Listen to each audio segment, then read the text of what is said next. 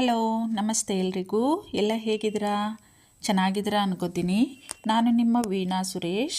ಮತ್ತೊಮ್ಮೆ ನಿಮ್ಮೆಲ್ಲರಿಗೂ ಕಥಾಸರಣಿ ರಾಗಸುತೆ ಜೊತೆ ಕಾರ್ಯಕ್ರಮಕ್ಕೆ ಆದರದ ಸ್ವಾಗತ. ಇದು ನನ್ನ ಮೊದಲ ಕಥೆ, ಕೆಣಕುತ್ತಿದೆ ನಿನ್ನ ಕಣ್ಣೋಟ ಕಥೆಯ ಮುಂದುವರೆದ ಭಾಗ. ಪ್ಲೀಸ್ ಎಲ್ಲರೂ ಕೇಳಿ, ನೋಡಿ, ಸಬ್ಸ್ಕ್ರೈಬ್ ಮಾಡ್ಕೊಳ್ಳಿ ನನ್ನ ಚಾನೆಲ್ಗೆ. ಇನ್ನೊಂದು ಸಲ ಸರಿಯಾಗಿ ನೋಡಿದ, ಅನುಮಾನವೇ ಇಲ್ಲ. ಯಾರನ್ನು ತಾನು ಒಂದು ಕಾಲದಲ್ಲಿ ಮನಸಾರ ಪ್ರೀತಿಸುತ್ತಿದ್ದನೋ, ಈಗ ಯಾರನ್ನು ತಾನು ಕಾಯ ವಾಚ ಮನಸ ದ್ವೇಷಿಸುತ್ತಾನೋ, ಯಾರನ್ನು ತಾನು ಮತ್ತೆ ಜೀವಮಾನದಲ್ಲೇ ನೋಡಬಾರದೆಂದು ಮನಸಾರ ಕೋಡಿಕೊಂಡಿದ್ದನೋ, ಅವಳೇ ತನ್ನ ಎದುರಿಗೆ ನಿಂತಿದ್ದಾಳೆ. ಮೇಘನಾ. ಬರೋಬ್ಬರಿ 8 ವರ್ಷದ ನಂತರ. ಅವಳಂತೂ ಸಂತೋಷದಿಂದ ಅವನ ಮುಂದೆ ನಿಂತಿದ್ದಾಳೆ. ತಾನು ಮಾಡಿ ಹೋಗಿದ್ದ ಘನಕಾರ್ಯದ ಬಗ್ಗೆ ಸ್ವಲ್ಪವೂ ಪಶ್ಚಾತ್ತಾಪ ಇದ್ದಂತಿಲ್ಲ ಅವಳಿಗೆ. ಕೋಪದಿಂದ ಕೆಂಪಾಗಿ ಹೋದ ಶರಶ್ಚಂದ್ರ. ಅವಳು ಅವನಿದ್ದಲಿಗೆ ಬರುತ್ತಿದ್ದಾಳೆ. ಇವನಿಗದರ ಬಗ್ಗೆ ಗಮನವಿಲ್ಲ. ಹಾಯ್ ಶರತ್, ಧಾವಿಸಿ ಅವನನ್ನು ಅಪ್ಪುವವಳಿದ್ದಳು. ಸ್ಟಾಪ್ ದೇರ್, ನಿಲ್ಲಿ ಅಲ್ಲೇ. Who are you? ಯಾರು ನೀವು? ನಿಮಗೇನು ಕೆಲಸ ನನ್ನ ಕಾಲೇಜಲ್ಲಿ? And I am Sharashchandra. Call me only Sharashchandra, mister Sharashchandra. ಅದು ನಾನು ಏನನ್ನೋ ಹೇಳುವವಳಿದ್ದಳು. ಅವನು ಅಲ್ಲಿದ್ದರೆ ತಾನೇ. ದಡದಡನೆ ತನಗೆಂದೇ ಮೀಸಲಾಗಿದ್ದ ಗ್ಲಾಸ್ ಚೇಂಬರ್ನ ಒಳಗೆ ಹೋಗಿಬಿಟ್ಟಿದ್ದ ಶರಶ್ಚಂದ್ರ. ಕುಳಿತವನಿಗೆ ತಲೆ ಕೆಟ್ಟು ಹೋಗಿತ್ತು. ಸಿಟ್ಟಿನಿಂದ ಮುಖವೆಲ್ಲ ಕೆಂಪಾಗಿ ಹೋಗಿತ್ತು. ಇವಳು ಹೇಗೆ ಇಲ್ಲಿ? ಅಂಥದ್ದೇನಾಯಿತು ಕೆಲಸಕ್ಕೆ ಬರುವಂಥದ್ದು? ಬಿಸ್ನೆಸ್ ಮೆನ್ ಮಗಳಿಗೆ ಕೆಲಸವೇಕೆ? ಅವರದೇ ಬೇಕಾದಷ್ಟು ಆಫೀಸ್ಗಳಿತ್ತಲ್ಲ. ಮದುವೆಯಾಗಿದ್ದಾಳೆ ಎಂದು ಸುದ್ದಿಯಾಗಿತ್ತು. ಯಾರೋ ಫಾರಿನ್ ಪಾರ್ಟಿನ? ಏನಾಯಿತು ಅವನ ಕಥೆ? ತಲೆ ಗೊಂದಲದ ಗೂಡಾಯಿತು ಅವನಿಗೆ. ತಲೆನೋವೇ ಪ್ರಾರಂಭವಾಗಿ ಹೋಗಿತ್ತವನಿಗೆ. ತಲೆ ಒತ್ತಿ ಹಿಡಿದು ಕುಳಿತು ಬಿಟ್ಟಿದ್ದ. ಅದೇ ಸಮಯಕ್ಕೆ ಇವನನ್ನು ಕಂಡು ಖುಷಿಯಾಗಿ ಬಾಗಿಲನ್ನು ತಳ್ಳಿ ಒಳನುಗ್ಗಿಬಿಟ್ಟಿದ್ದಳು ಪ್ರಾರ್ಥನಾ, ಹಿಂದೂ ಮುಂದೂ ಯೋಚಿಸದೆ. ಮೊದಲೇ ತಲೆ ಕೆಟ್ಟಿತ್ತು ಶರಶ್ಚಂದ್ರನದು. ಇವಳೂ ಅದೇ ಸಮಯಕ್ಕೆ ಬಂದು ಬಿಟ್ಟಿದ್ದಳು. ಹೇಯ್, ಹೂ ಆರ್ ಯು? ಯಾರು ನೀನು? ಯಾರು ಬಿಟ್ಟಿದ್ದು ನಿನ್ನ ಒಳಗೆ? ಡೋರ್ ನಾಕ್ ಮಾಡಿ ಬರಬೇಕನ್ನ ಕಾಮನ್ ಸೆನ್ಸ್ ಇಲ್ಲ ನಿಂಗೆ? You stupid girl. ಏನಂಗೆ ದೆವ್ವ ಮೆಟ್ಟಿದವ್ರ ಥರ ನಿಂತಿದೀಯಾ? Get out. ಒಂದೇ ಸಮನೆ ಕಿರುಚಿದ ಶರಶ್ಚಂದ್ರ. ಗಡಗಡನೆ ನಡುಗುತ್ತಾ ಕಣ್ಣು ತುಂಬಿಕೊಂಡು ನಿಂತಿದ್ದವಳು ತಿರುಗಿ ಓಡಿಬಿಟ್ಟಿದ್ದಳು. ಓಡಿ ಬರುತ್ತಿದ್ದ ಗೆಳತಿಯನ್ನು ತಡೆದು, ಎಲ್ಲೋಗಿದ್ದೆ ಪಾರಿ? ಎಷ್ಟು ಅಂತ ನಿನ್ನ ಹುಡ್ಕದ್ ನಾನು? ಯಾಕಿಂಗೆ ಓಡ್ಬತ್ತಿದ್ದಿ? ಏನಾಯಿತು? ಅಳುತ್ತಿದ್ದವಳು ಗೆಳತಿಯನ್ನು ಗಟ್ಟಿಯಾಗಿ ಅಪ್ಪಿ ಅತ್ತು ಸ್ವಲ್ಪ ಸಮಾಧಾನ ಮಾಡಿಕೊಂಡಳು. ಕಣ್ಣೊರೆಸಿಕೊಂಡು, ಆಮ್ಯಾಕೆ ಕೇಳ್ತೀನಿ ಮಮ್ಮಿ, ಬಾಯ್, ಈಗ ಕ್ಲಾಸ್ಗೆ ಟೈಮ್ ಆಯ್ತದೆ ಎಂದಳು. ಗೆಳತಿಗೆ ಸಮಾಧಾನವಾಗಿದ್ದು ಕಂಡು ಅವಳಿಗೂ ಸಮಾಧಾನವಾಯಿತು. ಆಮ್ಯಾಕೆ ಕೇಳಿದ್ರಾತು ಅಂದುಕೊಂಡವಳು, ಸರಿ ಬಾ ಹೋಗೋಣ. ಕೈ ಹಿಡಿದುಕೊಂಡು ತಮ್ಮ ಕ್ಲಾಸ್ ಕಡೆಗೆ ಮುಖ ಮಾಡಿದರು ಇಬ್ಬರು. ಪ್ರಾರ್ಥನಾ ಅಳುತ್ತಲೇ ಓಡಿದಾಗ ಎಚ್ಚೆತ್ತ ಶರಶ್ಚಂದ್ರ. ಛೇ, ಏನು ಮಾಡಿದೆ ನಾನು? ಯಾರದೋ ಮೇಲಿನ ಸಿಟ್ಟನ್ನು ಆ ಹುಡುಗಿಯ ಮೇಲೆ ತೋರಿಸಿಬಿಟ್ಟೆನಲ್ಲ. ತಲೆ ಮೇಲೆ ಕೈ ಹೊತ್ತು ಕುಳಿತುಬಿಟ್ಟ. ಅಷ್ಟಕ್ಕೂ ಯಾರು ಆ ಹುಡುಗಿ? ಯಾವ ಕ್ಲಾಸ್ ಇರ್ಬೋದು? ಯಾಕಾಗಿ ಬಂದಿದ್ದವಳು ಇಲ್ಲಿ ನನ್ನ ಹುಡುಕೊಂಡು? ಕಣ್ಣೀರು ತುಂಬಿದ ಮುಗ್ಧ ಮುಖವೇ ಮತ್ತೆ ಕಣ್ಮುಂದೆ ಬಂದಂತಾಯಿತು. ಛೇ, ನನ್ನ ತಲೆ ಮೊದಲೇ ಕೆಟ್ಟಿತ್ತು. ಈ ಹುಡುಗಿಯು ಈಗಲೇ ಬಂದು ನನ್ನ ತಲೆಯನ್ನು ಇನ್ನೂ ಕೆಡಿಸಿ ಹೋದಳು. ಈ ಹುಡುಗಿಯರನ್ನು ನಮ್ಮ ತಲೆ ಕೆಡಿಸಲೆಂದೇ ಸೃಷ್ಟಿಸುತ್ತಾನೇನೋ ಬ್ರಹ್ಮ.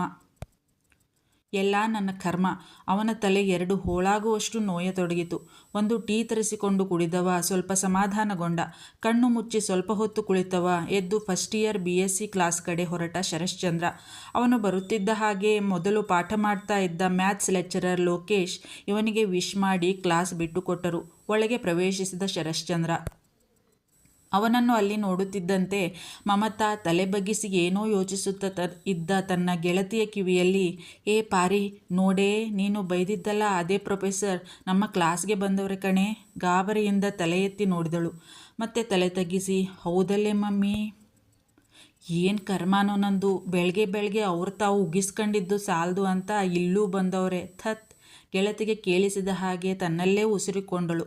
ಏನಂದೆ? ಏನಿಲ್ಲ, ಸುಮ್ಕಿರು ಅಂದೆ. ಅಷ್ಟರಲ್ಲಿ ಕೇಳಿಸಿತ್ತು ಶರಶ್ಚಂದ್ರನ ಗಂಭೀರ ಸ್ವರ. Good morning students, I am Sharatchandra, your physics professor. ಯಾರೋ ಒಬ್ಬ ನಿನ್ನೆ ಮೇಘನಾ ಮೇಡಮ್ ಫಿಸಿಕ್ಸ್ ತಗೊಂಡಿದ್ರಲ್ಲ ಸರ್ ಅಂದ. ಆವಾಗ ಅರ್ಥವಾಯಿತು ಅವನಿಗೆ, ಅವಳು ಇಲ್ಲಿ ಹೊಸದಾಗಿ ಆಯ್ಕೆಯಾದ ಲೆಕ್ಚರರ್ ಅಂತ. ಹೌದು, ಅವರೂ ಮಾಡ್ತಾರೆ, ನಾನೂ ಬರ್ತಾ ಇರ್ತೀನಿ. ಸೊ ಮೊನ್ನೆಯಿಂದ ಏನೇನಾಯಿತು ನನಗೆ ತಿಳಿದಿಲ್ಲ. ಇವತ್ತು ನಿಮಗೆ ನಿಮ್ಮೆಲ್ಲರ ಪರಿಚಯ, ನಿಮ್ಮ ಟ್ಯಾಲೆಂಟ್ ಬಗ್ಗೆ ಹೇಳಿ ನನಗೆ.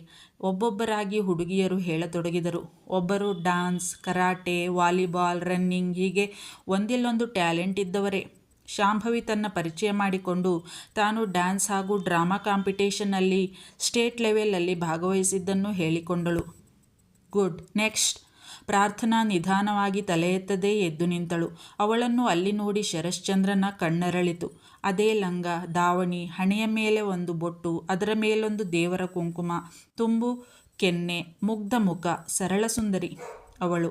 ಓಹ್, ಹಾಗಾದರೆ ಈ ಹುಡುಗಿ ಫಸ್ಟ್ ಇಯರ್. ನನ್ನ ಊಹೆ ನಿಜವಾಯಿತು. ನಮ್ಮ ಶಾಂಭವಿಯ ವಯಸ್ಸೇ ಅಂದುಕೊಂಡ. ನನ್ನ ಹೆಸರು ಪ್ರಾರ್ಥನಾ. ತನ್ನ ವಿದ್ಯಾಭ್ಯಾಸದ ಬಗ್ಗೆ ಹೇಳಿದವಳು. ಸಿಂಗಿಂಗ್ ನನ್ನ ಹವ್ಯಾಸ. ಮೆರಿಟ್ ಸ್ಟೂಡೆಂಟ್ ಅವಳು ಎಂದು ಕೇಳಿ ನಿಜಕ್ಕೂ ಖುಷಿಯಾಯಿತು ಅವನಿಗೆ. ಸಣ್ಣ ಪಟ್ಟಣದಲ್ಲಿ ಓದಿ ಕೂಡ ಹಳ್ಳಿಯ ಪ್ರತಿಭೆಗಳು ಒಳ್ಳೆಯ ಅಂಕ ತೆಗೆದುಕೊಳ್ತಾರಲ್ಲ, ಅದಕ್ಕಾಗಿ. Nice name. ಯಾವ ಥರದ ಹಾಡು ಹಾಡ್ತೀರಾ? ಎಲ್ಲ ಥರದ ಹಾಡು ಹಾಡ್ತೀನಿ, ಆದರೆ ಭಾವಗೀತೆ ನನಗಿಷ್ಟ. ಗುಡ್. ಒಂದು ದಿನ ಎಲ್ಲರ ಟ್ಯಾಲೆಂಟ್ ಕೂಡ ನೋಡೋಣ. ಬಾಯ್ಸ್ ಕೂಡ ತಮ್ಮ ತಮ್ಮ ಹಾಬೀಸ್ ಹೇಳಿಕೊಂಡರು. CR ಪ್ರಣವ್ ಕೂಡ ಸಿಂಗಿಂಗ್ ಹವ್ಯಾಸವುಳ್ಳವನೇ ಆಗಿದ್ದ. ಓಕೆ, ಕ್ಲಾಸ್ ಲೀಡರ್ ಸೆಲೆಕ್ಷನ್ ಆಗಿದೆಯಾ? ಯಾಗಿದ್ರೆ ಯಾರು? ಪ್ರಾರ್ಥನಾ, ಪ್ರಣವ್ ಎದ್ದು ನಿಂತರು. Very good. ನೀವಿಬ್ಬರು ಕ್ಲಾಸ್ ನೋಡ್ಕೋಬೇಕು.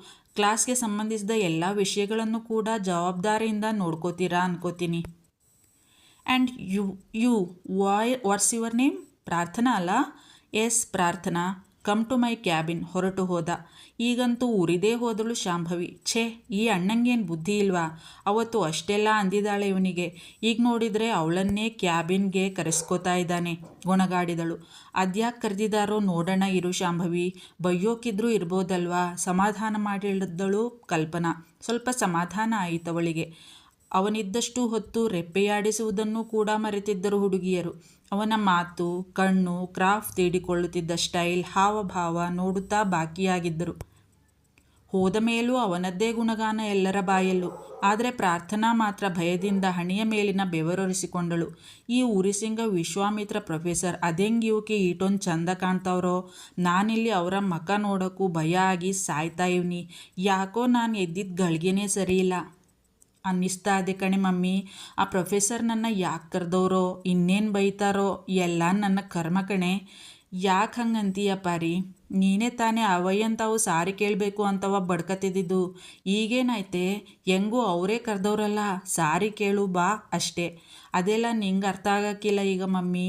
ಆಮ್ಯಾಕೆಲ್ಲ ಹೇಳ್ತೀನಿ. ಈಗ ಅದೇನೋ ನೋಡ್ಕೊಬತ್ತೀನಿರು. ಹಣೆಯ ಮೇಲೆ ಪದೇ ಪದೇ ಮೂಡುತ್ತಿದ್ದ ಬೆವರ ಹನಿ ಒರೆಸಿಕೊಳ್ಳುತ್ತಲೇ ಶರಶ್ಚಂದ್ರನ ಕ್ಯಾಬಿನ್ ಸಮೀಪಿಸಿದಳು ಪ್ರಾರ್ಥನಾ. ಭಯದಿಂದಲೇ ಶರಶ್ಚಂದ್ರನ ಕ್ಯಾಬಿನ್ ಸಮೀಪಿಸಿದವಳು ಡವಗುಡುತ್ತಿದ್ದ ಎದೆಯ ಬಡಿತವನ್ನು ಸಂಭಾಳಿಸುತ್ತಲೇ ಕ್ಯಾಬಿನ್ ಡೋರ್ ನಾಕ್ ಮಾಡಿ, may I come in sir? Yes, come in. ಗಂಭೀರವಾದ ಅವನ ಧ್ವನಿ ಕೇಳಿಸಿತು. ಭಯ ಇನ್ನೂ ಹೆಚ್ಚಾಯಿತು ಅವಳಿಗೆ. ಆದರೂ ಧೈರ್ಯ ಮಾಡಿ ಒಳಗಡೆ ಇಟ್ಟಳು ಪ್ರಾರ್ಥನಾ. ನಿಧಾನವಾಗಿ ಒಳೆ ಬಂದು ತಲೆ ತಗ್ಗಿಸಿಯೇ ನಿಂತಳು. ಏನನ್ನೋ ಬರೆಯುತ್ತಿದ್ದವ ಎದ್ದು ನಿಂತು ಅವಳನ್ನೇ ದೀರ್ಘವಾಗಿ ನೋಡಿದ ಶರಶ್ಚಂದ್ರ.